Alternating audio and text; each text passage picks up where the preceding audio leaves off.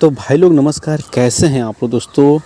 बहुत ही ज़बरदस्त sad song दोस्तों, मगही सैड सॉन्ग मनी मिराज का बहुत ही ज़बरदस्त पम्मी रिकॉर्ड पर दोस्तों सॉन्ग ये रिलीज़ हो गया दोस्तों 1 घंटा पहले। बहुत ही ज़बरदस्त सैड सॉन्ग है दोस्तों, बहुत ही कमाल का एक्टिंग किया गया है दोस्तों। मनी मिराज और वनु द ग्रेट जो एक्ट्रेस हैं, बहुत ही ज़बरदस्त कमाल का इसमें दोस्तों कॉम्बिनेशन आप लोग को देखने को मिलेगा। बहुत ही ज़बरदस्त गाना है दोस्तों।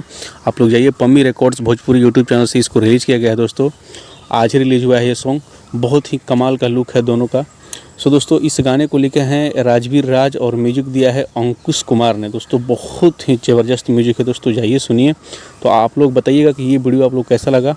अगर वीडियो अच्छा लगा तो वीडियो को लाइक कीजिएगा, चैनल को सब्सक्राइब कीजिएगा। सो दोस्तों जाइए, बहुत ही ज़बरदस्त गाना है दोस्तों, बहुत ही बेहतरीन sad song, Magahi sad song दोस्तों।